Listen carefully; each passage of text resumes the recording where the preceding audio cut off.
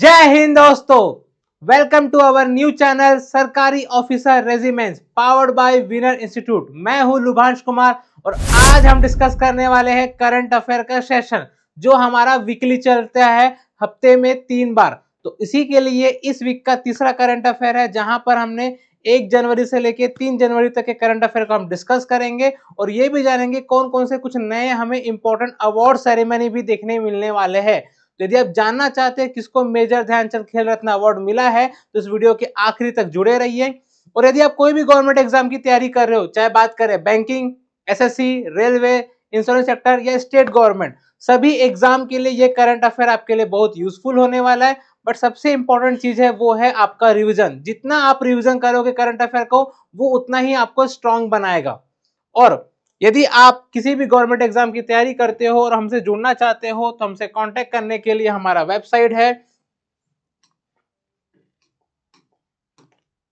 और ये हमारा वेबसाइट है, ये हमारा कांटेक्ट नंबर और ये हमारी क्या है ब्रांचेस है नागपुर एंड पुणे में। तो चलिए चलते हैं आज के सेशन में।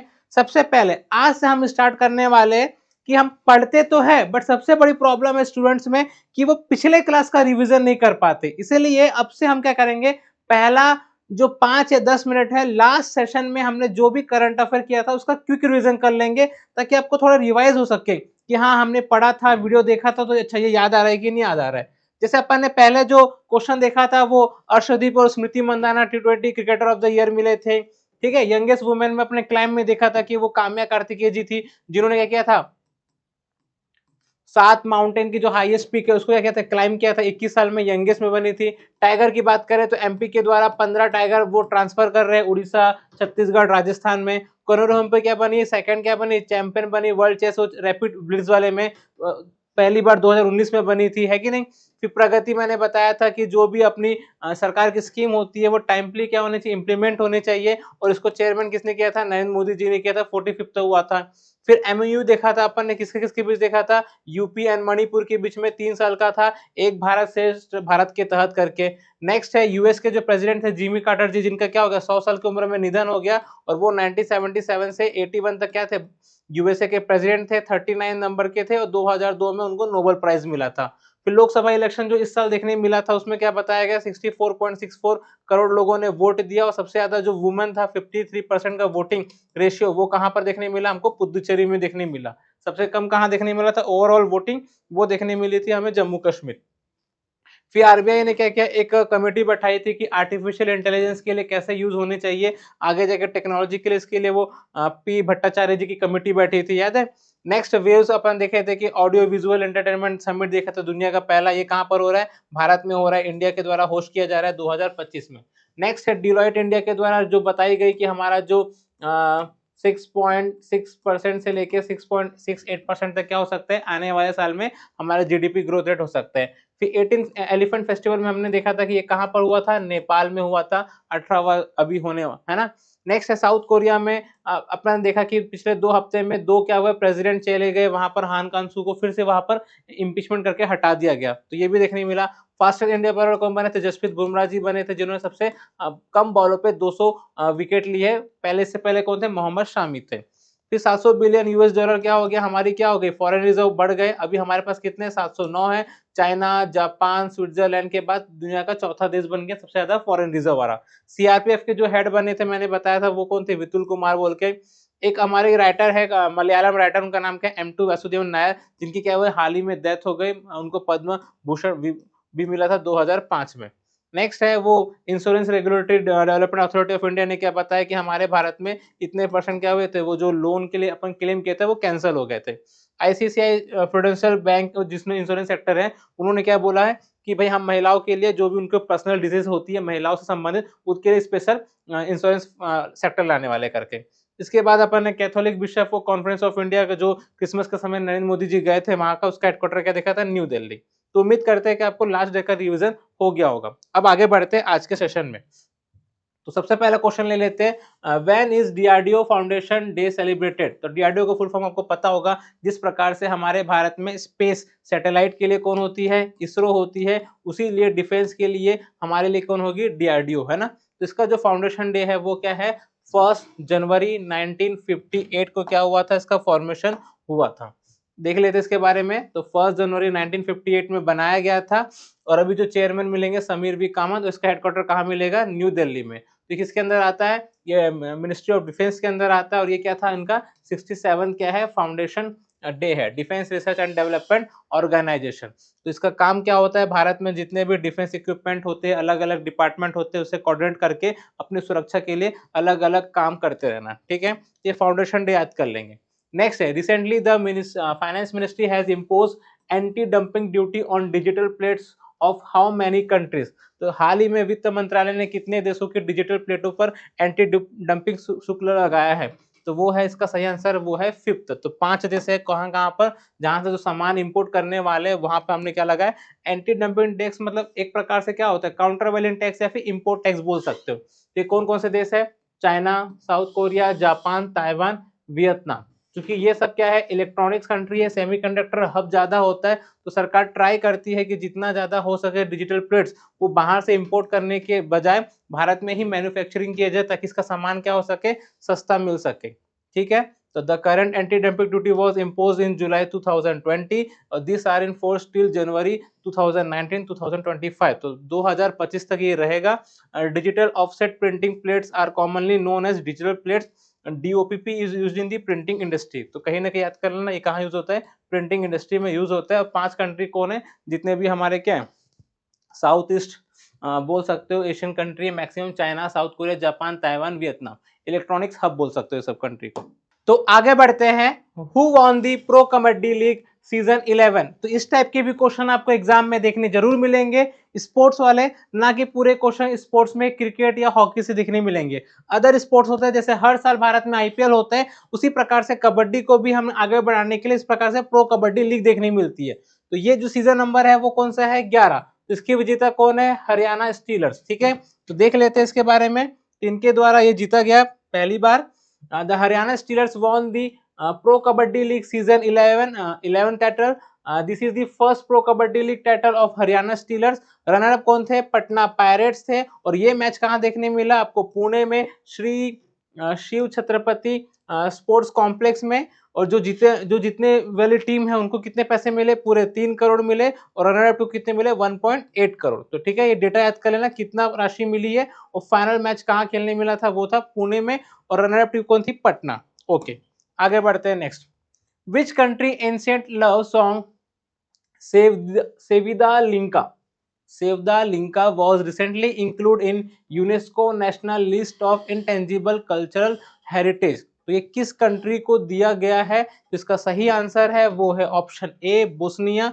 आपको एक यूरोपियन कंट्री देखने मिलेगी, वहां का जो उनकी फेमस वो है सिंग है ना, सॉन्ग है। तो Bosnia ancient love song has been included in UNESCO. UNESCO का फुल फॉर्म होता है United Nation educational and scientific cultural organisation, जिनके द्वारा दिया जाता है अलग अलग हेरिटेज साइट। तो national list of intangible cultural heritage. Intangible मतलब जिसको हम लोग छू नहीं सकते, सिर्फ महसूस कर सकते हैं। और उस सॉन्ग का नाम है सेविदा लिंका। ठीक है, sevdalinka is a melancholy 16th century love song that blends South Slavic oral poetry and Ottoman music। ठीक है, तो ये इसको म्यूजिक को दिया गया है। तो बोस्निया के बारे में जान लेते हैं। उनकी जो कैपिटल है साराजेवो है और करेंसी क्या है? बैम या कन्वर्टेबल मार्क बोला गया है। ठीक है, इसके बारे में देख लेंगे। आगे आते हैं नेक्स्ट। नेक्स्ट बोला है who was recently appointed as the CEO of DBS। ठीक है, डेवलपमेंट बैंक ऑफ सिंगापुर है। ठीक है, सिंगापुर बैंक है, ये एक प्रकार से क्या है? फॉरेन बैंक है। तो इसका जो सही आंसर है वो क्या है? रजत वर्मा जी है। ठीक है, आंसर है ए। तो DBS जिनके आपको ब्रांड एम्बेसडर कौन मिलेंगे? सचिन तेंदुलकर सर भी मिलेंगे। ठीक है, Rajat Verma appointed as the CEO of DBS bank limited. Rajat Verma will succeed Surjit Sumesh the CEO of DBS bank India with effect from 1 March 2025। तो कहीं ना कहीं रजत वर्मा कब से ज्वाइन करने वाले? 1 मार्च से बनने वाले हैं। ठीक है, who is currently heading institutional bank joined DBS 18 months ago and was instrumental in strengthening India's IBG business। ठीक है, इसका याद कर लेना, development bank of Singapore limited. Okay, याद रखेंगे, ये फॉरेन बैंक है। नेक्स्ट क्वेश्चन है who recently won the title of the prestigious SBI life spell bee season 14। तो ये जो SBI के द्वारा life spell of bee season है, ये किसने जीता है? इसका जो सही आंसर है वो होगा ऑप्शन सी, छाया एमवी, तो छाया एमवी के द्वारा जीता गया। आप देख सकते हो Chhaya MV won the title spell master of India in season 14। जो 13 साल की लड़की है बेंगलोर की, उनको दिया गया है अवार्ड। ठीक है, ये आप देख सकते हो। तो कितना पैसा मिलेगा उनको? 1 लाख मिलेगा और entire cost of the trip and Disneyland Hong Kong. तो ये अच्छी बात है, एक पैसे भी मिल रहे हैं, घूमने के लिए आपको मौका भी मिल रहा है। Next, recently the defense ministry signed a contract worth how many rupees to integrate AIP and EHWT system on submarine। तो कितने करोड़ का जो क्या हुआ, ये एग्रीमेंट हुआ। तो इसका सही आंसर है ऑप्शन डी, 2867 करोड़। तो 2867 करोड़ रुपीस का क्या हुआ, ये एग्रीमेंट देखने मिला है डीआरडीओ के तरफ से, डिफेंस मिनिस्ट्री की तरफ से एआईपी एंड ईएचडब्ल्यूटी के लिए। तो ये जो Mazagon dock ship builders limited was awarded an AIP plug contract with रेड 1990 करोड़ और France naval group gets 877 crore contract for EHWT organisation. ठीक है, इसके लिए दिए गए आत्मनिर्भर भारत के तरफ। एआईएफ का फुल फॉर्म है, एआईपी का एयर इंडिपेंडेंट प्रोपल्सन और ईएचडब्ल्यूटी का है इलेक्ट्रॉनिक हैवीवेट टॉर्पेडो। ठीक है, इसका फुल फॉर्म याद कर लेंगे। आगे बढ़ते हैं। Which country recently unveiled the world's fastest train CR450 prototype. तो किस देश के द्वारा दुनिया की सबसे तेज ट्रेन का एक प्रोटोटाइप क्या किया गया, शुरुआत हुआ है? इसका सही आंसर है वो है ऑप्शन ए, वो है चाइना। तो आप देख सकते हो चाइना में सब जगह वो आगे बढ़ने की चाह रहती है। जैसे वो दुनिया में सबसे पहले वायरस फैला रहा है दुनिया में, तो वैसे सबसे फास्टेस्ट ट्रेन भी बनाने का ट्राई कर रहा है। तो China release the prototype of the world fastest train CR450, जिसकी स्पीड कितनी बताई गई है, 450 किलोमीटर पर आवर और it can wretch the speed of 100 kilometre per hour भी बताया गया है। तो सोच सकते हो इसकी स्पीड कितनी है, अच्छी खासी 450 के आसपास बताई गई। ठीक है,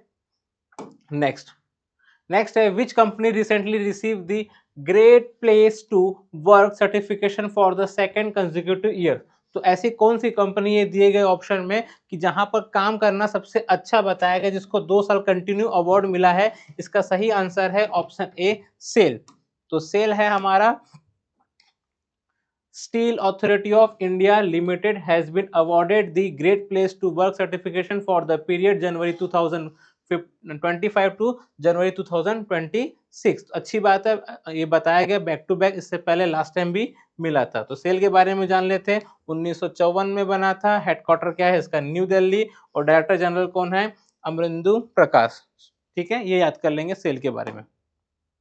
next, in which state was India's longest glass bridge over the sea inaugurated recently. तो हाल ही में किस राज्य में समुद्र के ऊपर क्या बनाया गया है, एक लंबे कांच का पुल बनाया गया है? इसका जो सही आंसर है वो है आंसर बी, तमिलनाडु में। तो अच्छी बात है, कहीं ना कहीं जितनी टेक्नोलॉजी हमारी डेवलप्ड होगी। तो ये कहाँ बनाया गया, कन्याकुमारी में, तमिलनाडु। आपको पता है कि भारत के लैंड वाइज सबसे साउथेस्ट पॉइंट है। तो अभी एमपी के सीएम तमिलनाडु के सीएम कौन है, एम के स्टालिन है। और जो ब्रिज की बात करें तो 77 मीटर लॉन्ग है, 10 मीटर क्या वाइड है, 133 फीट क्या है हाइट है, जिसकी जो कॉस्ट आई थी कितनी आई थी, मात्र 37 करोड़ आई थी। The glass bridge connects the Vivekananda rock memorial Kanyakumari with the 133 feet tall Thiruvalluvar statue, longest glass bridge in the world. किसके पास है, चाइना के पास है, जो सबसे हाइट में बना है। ठीक है, लॉन्गेस्ट है, ज़ैंगजीज़ा ब्रिज, अजीब नाम है। चलो नेक्स्ट है, which state union territory recently launch पुजारी ग्रंथि सम्मान योजना। तो अभी आपको पता है चुनाव का दौर है, तो किस राज्य में चुनाव देखने मिलेंगे, लद्दाख में तो है नहीं, हिमाचल प्रदेश में भी नहीं है, उत्तराखंड में भी नहीं है। तो इसका सही आंसर है डी। आपको पता है कि दिल्ली में जनवरी और फरवरी में क्या होने वाले, चुनाव होने वाले, इसलिए अलग अलग सरकार या पार्टी के द्वारा वादे किए जा रहे हैं कि हम ये करने वाले के नहीं। तो पुजारी ग्रंथि सम्मान क्या है, तो जो भी हिंदू एंड सिख पुजारी है उनको महीने का 18,000 रुपया दिया जाएगा इस स्कीम के तहत। बट क्या करना पड़ेगा, उनको रजिस्ट्रेशन करना पड़ेगा। तो ये आम आदमी पार्टी की जो अभी सरकार है दिल्ली में, तो वैसे सीएम कौन है, अतिशी है, बट कहीं ना कहीं इनडायरेक्टली अरविंद केजरीवाल चला रहे हैं। ठीक है, पुजारी ग्रंथि Samman Yojana under the scheme Hindu and Sikh priest will be given a monthly honorarium of 18,000 crore. अच्छा खासा अमाउंट है, बट उनके लिए क्या करना पड़ेगा, रजिस्टर करना पड़ेगा। और जैसे अलग अलग राज्यों में, जैसे महाराष्ट्र में माझी लाडली बहना फेमस हो गई, तो सेम अरविंद केजरीवाल जी ने क्या बोला है कि वहां पर महिला सम्मान योजना के तहत हम महिलाओं को हर महीने कितने देंगे, 2100 देंगे, जितने भी अनएम्प्लॉयड वुमेन है। तो अच्छी बात है, महाराष्ट्र में 1500 और दिल्ली में 2100। तो चुनाव के समय तो वादे तो चलते रहेंगे। Next, who won the 78th edition of Santosh trophy held in 2024-25। तो पहले पता करना है कि ये कौन से ट्रॉफी, ये कौन से स्पोर्ट्स से संबंधित है। तो भारत का सबसे फेमस स्पोर्ट्स में एक वो है फुटबॉल। इसका जो सही आंसर है वो है डी, वेस्ट बंगाल। तो एडिशन कौन सा था, 78 नंबर का था, और वेस्ट बंगाल ने संतोष ट्रॉफी जीती है। और कितनी कैश प्राइज है वहां पर, 5 लाख रुपया दिया जाएगा। रनर अप देख सकते हैं, रनर अप कौन है, केरला है, ठीक है, उनको दिया जाएगा 3। तो ये कौन सी है, बंगाल का क्या है, जितने भी टूर्नामेंट हुआ है 78, उसमें से 33 क्या है उनका ट्रॉफी जीता गया है। ओके, और ये कहां पर हुआ था, ये हैदराबाद तेलंगाना में देखने मिला था। और ये कब से स्टार्ट हुआ, 1941 से हुआ था। फुटबॉल टूर्नामेंट है सीनियर मैन। तो संतोष ट्रॉफी किससे संबंधित है, फुटबॉल से संबंधित है। आगे आते हैं, which year was recently declare by India as the year of defence reforms. तो कहीं ना कहीं भारत में जो हमारा डिफेंस मिनिस्टर है, कौन है, डिफेंस मिनिस्टर राजनाथ सिंह, उनके द्वारा अनाउंस किया गया कि 2025 में क्या होना चाहिए, हमें क्या करना पड़ेगा, अपने रक्षा सुधारों को क्या करना पड़ेगा, थोड़ा चेंजेस करना पड़ेगा। तो राजनाथ सिंह जी को देख सकते हो, ठीक है। The ministry of defence declare the 2025, तो मतलब यही साल से अपना अपना क्या रहेगा, year of reforms to encourage ongoing and upcoming reforms in the defence sector. The goal of this reform is to ensure that the armed forces become combat ready technological advanced forces that can conduct integrated operation across multiple domains. In order to realize this object, several critical areas have been highlighted for focused intervention during 2025, such as augmentation of defense manufacturing, modernization of infrastructure and enhancing procurement process। ठीक है, याद रखेंगे 2025। आगे आते हैं, next, who recently released the book Jammu Kashmir and Ladakh through the ages. तो Jammu Kashmir and Ladakh through the ages पुस्तक किसने मतलब इसने लॉन्च किया, रिलीज किया है, तो वो है अमित शाह। तो अमित शाह कौन है, भारत के गृह मंत्री। तो आज का आप लोगों के लिए क्वेश्चन रहेगा कि भारत के एजुकेशन मिनिस्टर कौन है। तो who is the current education minister of India. तो आपको जो सही आंसर बताना है, एजुकेशन मिनिस्टर कौन है, और इसको आप कमेंट बॉक्स में लिखिएगा, और जो सही आंसर देगा उसको मैं हार्ट दे दूंगा, ठीक है। ठीक, अब अमित शाह जी ने क्या बोला है कि हम क्या करेंगे कि कश्मीर का नाम चेंज करके कश्यप करने वाले हैं, बिकॉज वो ऋषि कश्यप के नाम पे पड़ा है करके। अब देखते हैं, लेट्स सी क्या होता है।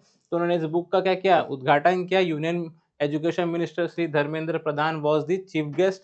The book describe the history of Jammu and Kashmir and Ladakh for more than 3000 years. It is divided into 7 sections providing information suitable for both expert and general readers। ठीक है, नेक्स्ट क्वेश्चन है, for how long has the government decided to extend the time limit of Pradhan Mantri Fasal Bima Yojana and restructured weather based crop insurance scheme. तो सरकार ने जो scheme लाई है प्रधानमंत्री फसल बीमा योजना, जहां पर जो किसान फसल बोने से पहले अपनी क्रॉप का क्या करते इंश्योरेंस करा सकता था कि फसल किसी प्रकार से खराब हो जाती है तो उसको पैसा दिया जाएगा करके। उसकी जो समय सीमा है कब तक बढ़ा दी गई, 2025-26, 1 साल के लिए और बढ़ा दी गई, ठीक है। तो the government had decided to extend, कितना कर देगा, 2025-26 के लिए। The total outlay of the scheme has been increase to रेड 69,515.71 crore. 88% of the insured farmer under the scheme are small and marginal farmer. तो कहीं ना कहीं स्मॉल मार्जिनल फार्मर मतलब जिनके पास 2 या फिर 5 हेक्टेयर से कम की जमीन देखने मिलेगी। The only state in India to adopt 100% technology for crop yield estimation, वो कौन सा है, एमपी, ठीक है। प्रधानमंत्री फसल बीमा योजना वॉज लॉन्च्ड ऑन 18 फरवरी 2016। तो ये भी डेट याद कर लेंगे। और 100% किसने है, एमपी। आगे, who was recently appointed as the new secretary general of ASSOCHAM. इसका जो सही आंसर है वो क्या है, अभिनव सेन, सॉरी मनीष सिंघल। तो मनीष सिंघल जी क्या है, एसोचैम के क्या है, नए महासचिव बनाए गए हैं। अब एसोचैम का फुल फॉर्म क्या होता है? Associated chambers of commerce and industry of India. Singhal has over 35 years of experience including leadership roles of Tata Motors, Eicher, Volvo and FICCI. He replaced दीपक सूद. तो इन्होंने रिप्लेस किया है और 1920 में एसोचैम बना था कॉमर्स इंडस्ट्री के लिए. आगे आते हैं next. Recently the central government declare the Wayanad landslide as a disaster of severe nature in which state. तो वायनाड कहाँ पर है? आपको पता होगा कि राहुल गांधी जी का भी लोकसभा क्षेत्र आता है पहले, लेकिन अभी यहाँ से उनकी जो बहन है प्रियंका गांधी जी वो चुनाव लड़के जीती है. ठीक है, तो वायनाड कहाँ मिलेगा आपको? केरला में मिलेगा. Okay done.